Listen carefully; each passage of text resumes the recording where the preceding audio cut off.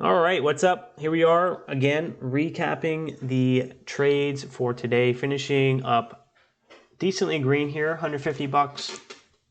So nice solid green day, and we have been getting some gap and go momentum recently. So yesterday we had BIAF, today we had BEAT, giving me the setups that are my bread and butter. And this is the setups that I make most of my money on right at the open. Between 9:30 and 10:30, red to green moves, break at pre-market pivots, break at pre-market highs, and a nice solid front side move. Beat didn't make the biggest percentage move, only about 15% from the open. So not the biggest upside, but it was enough to get decently green on the day or hit your daily goal and kind of walk away. So that's really what I did here on Beat. I did trade ATXG. We can take a quick look at ATXG. Was ripping up, so I decided to kind of start trading it here. Man, if I would have known here, but yeah, I took the spreads are a little bit wider on ATXG, and I took a small loss here. Caught a dip here and got it for a nice 14 cents. Then started scalping the dips on the backside, but then it started selling off a little bit too hard, and I actually got stuck in a position here at 60s waiting for that bounce, and it sold down to the 40s, so I took a 20-cent loss on like 100 and 150 shares, something like that. So about a $20 or $30 loss on ATXG, putting me back to red on the name, which I was green, about 20 or 30 bucks. But it's all good because Beat kept me green. Beat Power Hour, I did try to go for this breakout. So here we were ranging all day. So we definitely have a huge accumulation of longs, probably off the lows because we're consistently getting higher and higher lows, but we're also consistently getting lower and lower highs. So we have longs accumulating, shorts accumulating. So what happened here is longs were liquidated, stop orders under $2, making that lower low. But looks like somebody bought up all of those shares and reversed it, liquidated the shorts, making that first 5-minute candle to make a new high over 219, 220. Or is it 5-minute, or is it looks like an hour candle? But yeah, first new high on the larger time frames, and liquidated shorts above 220, and then eventually through high a day. I knew potentially you could see that squeeze through high a day, but it didn't give that much meat on the bone. It was only about 15, 20 cents from where I started trading it. I did trade through high a day, but I did add to my position. Instead of taking my profits at 240, I added at 240, looking for that 1-minute pullback, and then the squeeze at 250. I thought this could potentially really squeeze out because I thought there's a lot of shorts that accumulated throughout the whole day. So I don't know. I thought there's more upside potential, but it didn't end up going much farther. So I sold for break even. And it's all good, break even trades. It's fine. I didn't give that much more continuation at all. We did have a one dip down here to the 90 MA, but I did kind of shake myself out for break even. We did have another maybe 10-cent pop, double topped, and then backside. So break even, power hour, and beat. But the morning here is where I'm going to review my trades. Oops. So first, you can take a look. I did trade this pre-market, but it was only small green on it, not really much significance. Somebody called this out in the Discord around 160. Started trading it, and then started giving some moves. Got that first pullback to 90 MA, break through $2, which is nice. All very small size, but the open is where I'm going to focus the attention. So here, right at the open, I'm looking for either a dip under VWAP and then a reclaim, or we could potentially see this break pre-market pivot. So here, kind of start climbing up. I go for a pre-market pivot, but it rejects. I take a small loss there. I don't know. Usually at the open is kind of sketch because if you're buying high, it needs to be breakout or bailout because this could easily reverse You'd be down 10 or 20 cents. On a $2 stock, 10 or 20 cents is 5 or 10%. That's 10%. Usually 10% is your max loss. If it's your max size or like a decent size. So we do close that candle, and then we open up sideways here near the pre-market pivot.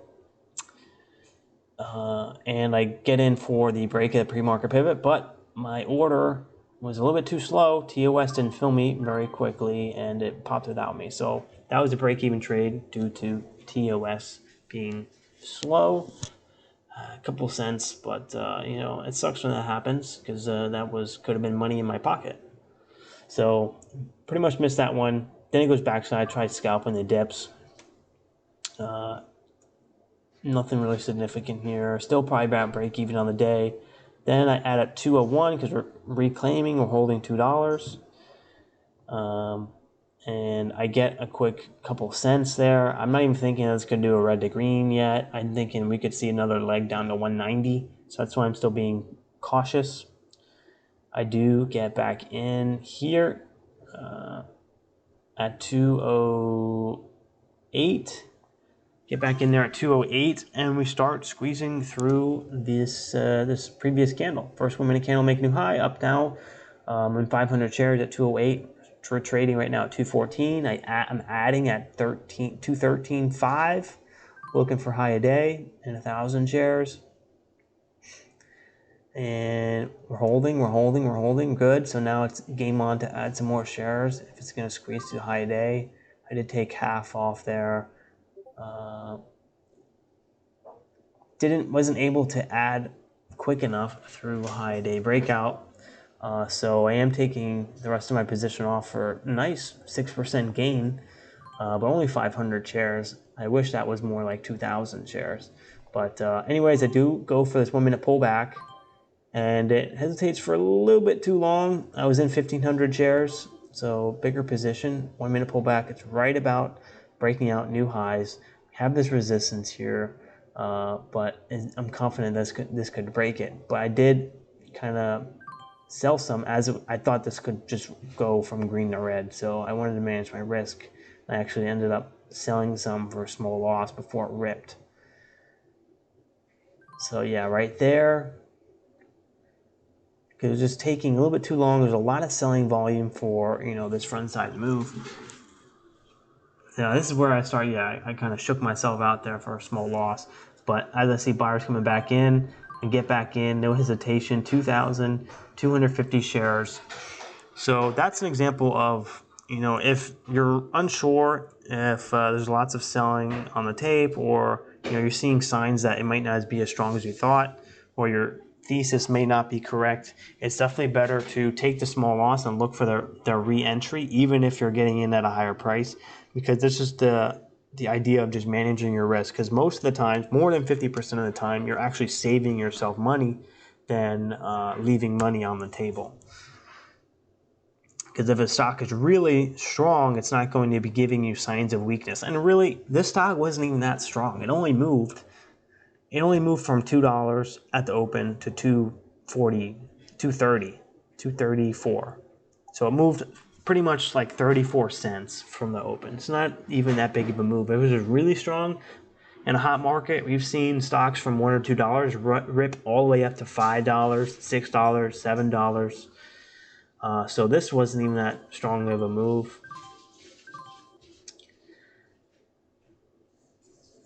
So I made a nice 150 on that one real quick. And, you know, on these stocks, you know, if this did run to 4 or 5 or 6, we would be getting opportunity. It would just keep setting up and setting up and setting up.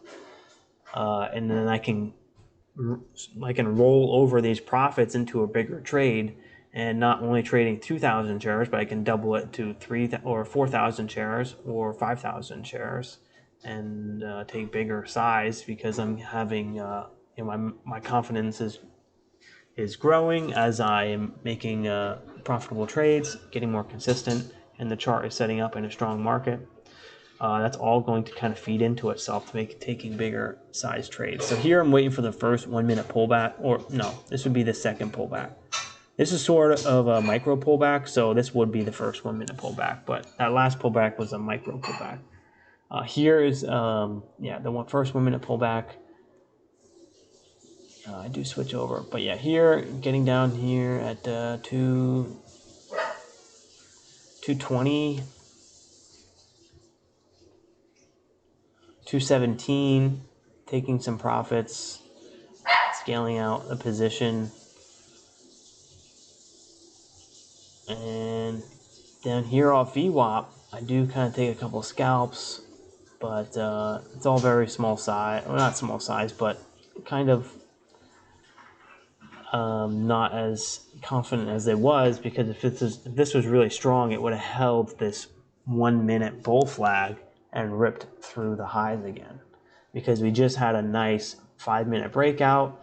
We're on a fresh frontside move right at the open. If this was really strong, it would have held the 9 EMA and it would have ripped up past 234, up to 240, up to 250, 275, 290, $3.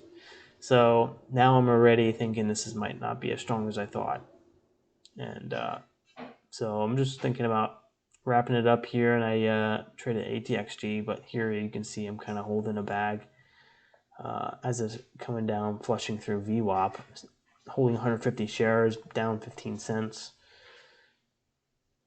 And that's where I start selling my position. Pretty much at the perfect low. That's usually how it goes, but that was just a mistake of just mistiming my dip. The dip was off VWAP. I thought we'd see the dip on the 9 EMA. So, all right, that was it for the day. You know, pretty decent day, given the opportunity we had wasn't the strongest, but it was something that was kind of in my wheelhouse. So we can take a look quick at the stats before I close up the trading station. So accuracy, 60%, so a little bit less than average, but still really good considering I do have a positive, slightly positive risk reward. So that's where I want to be, is right around 1-to-1 or more average risk reward. And my accuracy, I like it to be 60% or 60 between 60 and 70%, and obviously higher. But on average, I want to be between 60 and 70%. So that was the day. Largest gain 112, largest loss 69. So good. Managing my risk and keeping my profits. So that's it. If you guys are green today, good job.